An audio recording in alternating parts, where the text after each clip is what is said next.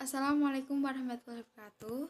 Perkenalkan, kami dari kelompok 5 ingin mempresentasikan hasil dari kelompok kami tentang analisis perbandingan Pancasila sebagai ideologi negara.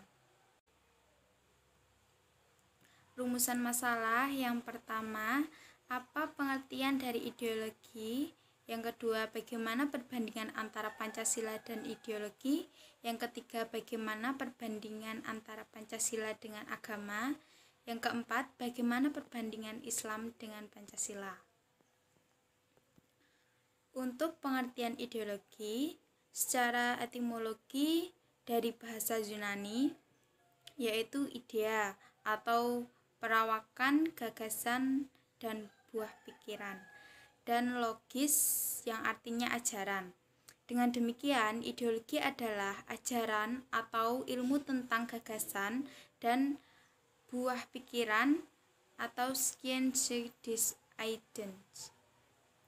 Yang kedua, pengertian ideologi secara umum, yaitu suatu kumpulan gagasan, ide, keyakinan, serta kepercayaan yang bersifat sistematis yang mengarahkan tingkah laku seseorang dalam berbagai bidang kehidupan. Macam-macam ideologi dibagi menjadi tiga. Yang pertama liberalisme, yang kedua komunisme, dan yang ketiga sosialisme. Pengertian dari macam-macam ideologis. Yang pertama itu kan liberalisme. Itu adalah pemahaman yang memberikan penekanan pembebasan individu sehingga kesejahteraan bukan menjadi tanggung jawab negara. Terus untuk komunisme yaitu suatu paham yang mendahulukan kepentingan umum di atas kepentingan pribadi dan golongan.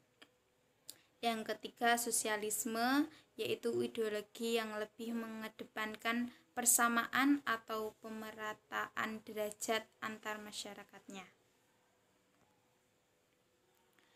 Dan untuk perbedaan antara Pancasila dengan ideologi lain,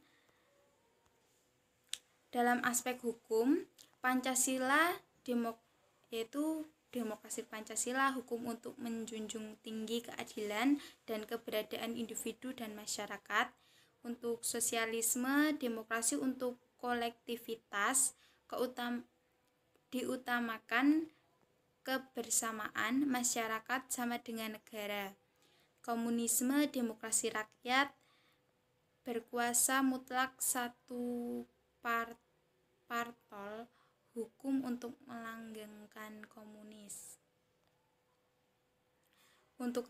Untuk liberalisme yaitu demokrasi liberal, hukum untuk melindungi individu dalam politik mementingkan individu. Dan untuk dalam aspek ekonomi, Pancasila berperan negara ada untuk tidak terjadi monopoli dan lain-lain yang merugikan rakyat. Dan peran sosialisme, peran negara kecil, kapitalisme, monopolisme. Untuk komunisme berperan negara dominan demi kolektivitas, berarti demi negara, monopoli negara. Liberalisme itu berperan negara kecil, sastra, mendominasi kapitalis, monopolisme, persaingan bebas. Untuk dalam aspek agama, Pancasila itu bebas memilih agama. Agama harus menjiwai dalam hidup bermasyarakat, berbangsa, dan bernegara.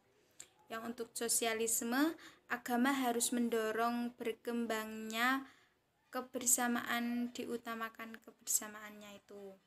Untuk komunisme itu, agama harus dijauhkan dari masyarakat atau ateis.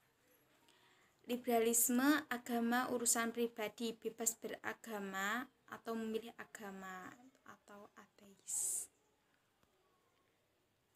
Aspek pandangan terhadap individu dan masyarakat. Pancasila itu individu diakui keberadaannya, hukum individu dan masyarakat dilandasi 3S.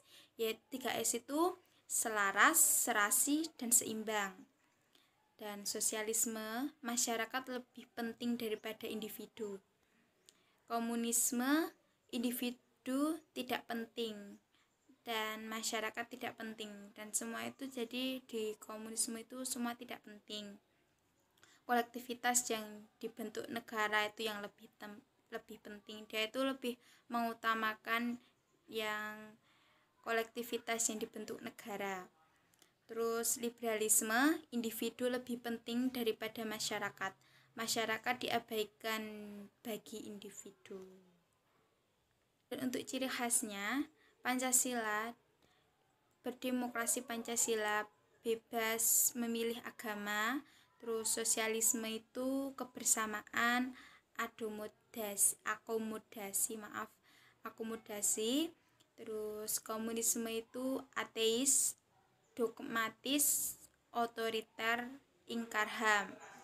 Untuk liberalisme, penghargaan atas HAM, demokrasi negara hukum, menolak dogmatis. Kemudian perbandingan antara Pancasila dengan agama. Perbandingan Pancasila terkait agama, Pancasila itu sendiri berisi toleransi umat beragama, ditandai dengan dihapusnya atau digantikan sila pertama yang mewajibkan patuh pada syariat Islam. Pada saat itu, para pendiri yang non-Islam keberatan, karena Indonesia negara yang bukan negara Islam juga. Untuk toleransi, maka diganti dengan menjadi ketuhanan yang Maha Esa. Perbandingan Islam dengan Pancasila. Pancasila dengan agama Islam merupakan hal yang tidak ada perbedaan sama sekali, baik dari konsep maupun implementasi kalau dijalankan secara konsekuen.